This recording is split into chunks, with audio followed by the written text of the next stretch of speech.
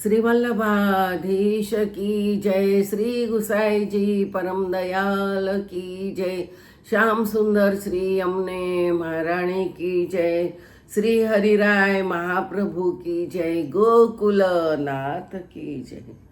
84 વૈષ્ણવની વાર્તા 49મી।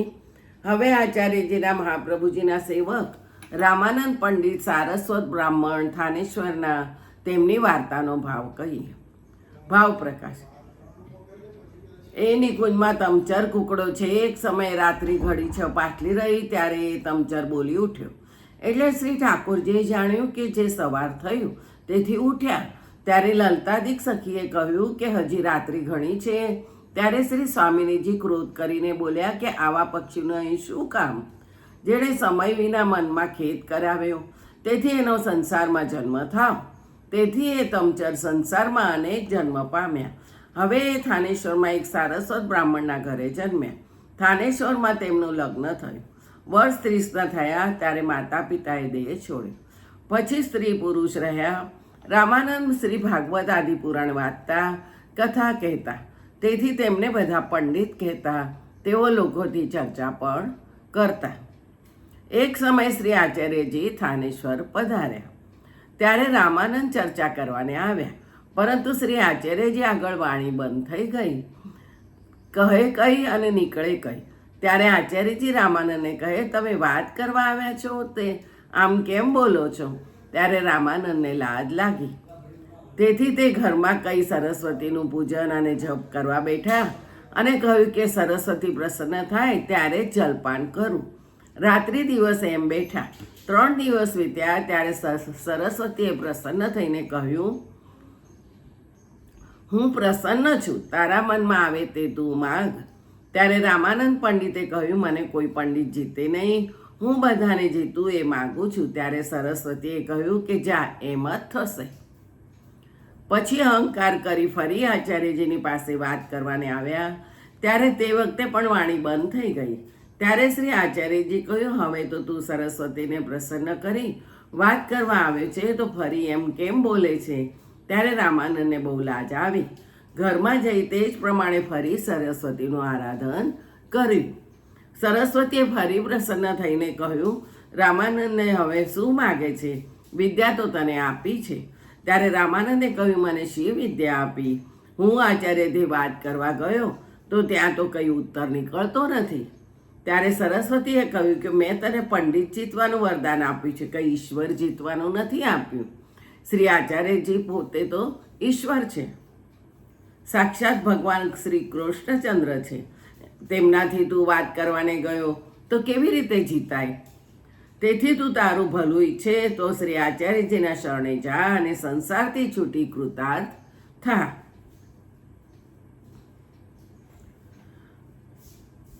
ત્યારે કહ્યું કે કદીએ નહીં જીતે। ત્યારે રામાનંદે જઈને આચાર્યજીને દંડવટ કરી વિનંતી કરી, મહારાજ, મેં આપના સ્વરૂપને જાણ્યું નહીં, આપ સાક્ષાત ઈશ્વર છો। અને કહ્યું કે હું જીવ છું, મારા ઉપર કૃપા કરીને મને શરણે લો, મારા અપરાધ ક્ષમા કરો, હું આપનાથી જીવ બુદ્ધિ કરીને વિવાદ કરવા લાવ્યો। ત્યારે આચાર્યજી કહ્યું, તમે તો પંડિત છો, અમારા સેવક થઈ શું કરશો? ત્યારે રામાનંદે કહ્યું, મહારાજ, હવે મને ભૂલાવો નહીં, હું આપના શરણે આવી છું, મારો અંગીકાર કરો। ત્યારે શ્રી આચાર્યજી કહી, જા, નાહી આવ। ત્યારે રામાનંદ પંડિત સરસ્વતીમાં નાહીને શ્રી આચાર્યજી પાસે આવ્યા। પછી શ્રી આચાર્યજીએ તેમને નામ નિવેદન કરાવ્યું। ત્યારે રામાનંદે વિનંતી કરી કે મહારાજ, મારા ઘરે પધારો, મારી સ્ત્રીને અંગીકાર કરો।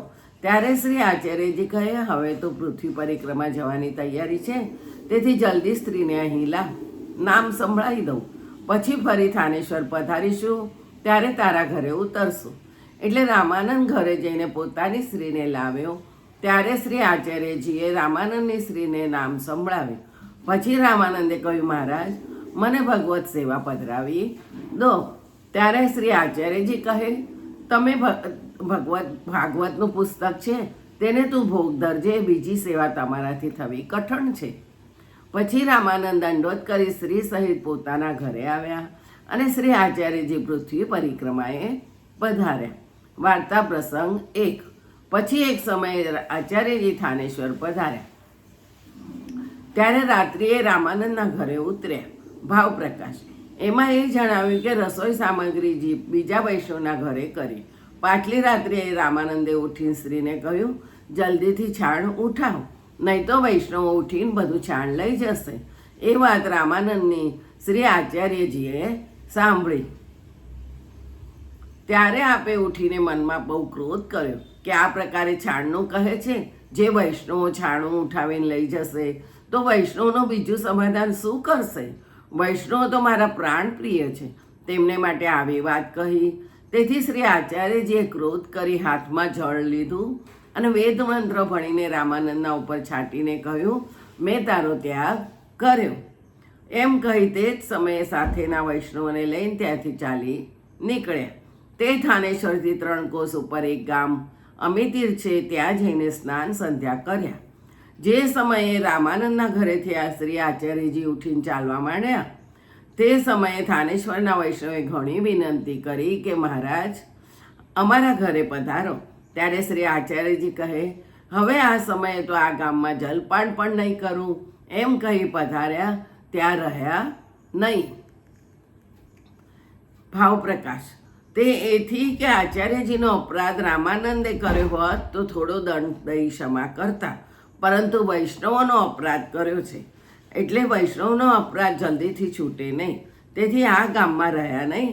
વળી જ્યારે બ્રહ્મસમનની આજ્ઞા શ્રી ગોકુળમાં શ્રી ઠાકોરજીએ શ્રી આચાર્યજીને કરી, ત્યારે ઠાકોરજીએ કહ્યું કે જેને તમે બ્રહ્મસમન કરાવશો તેને હું નહીં છોડું. તે પરીક્ષા જોવાને માટે શ્રી આચાર્યજી આપે અપરાધનું બહાનું કાઢીને તેમનો ત્યાગ કર્યો, કેમ કે જે આ સમયે ઠીક પડશે. વળી શ્રી આચાર્યજીએ ઘણો ક્રોધ એથી કર્યો કે જય રામાનંદની સ્ત્રીને કહ્યું, છાણ જલ્દી ઉઠાવ, નહીં તો વૈષ્ણવો લઈ જશે.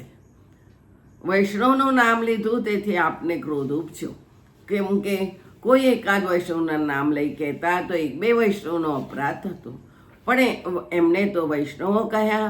અને વૈષ્ણવમાં તો મુખ્ય વ્રજ ભક્તિ આદિ બધાને વાત લાગુ પડે. તેથી શ્રી આચાર્યજીને ક્રોધ બહુ ચડ્યો. આ નવરત્નમાં કહે છે કે નિવેદનમ તું સ્મર્તવ્યમ. આ નિવેદનનું સ્મરણ તાદ્રશી વૈષ્ણવથી મળીને કરે તો નિવેદનનું ફળ અને ભાવ સમજાય.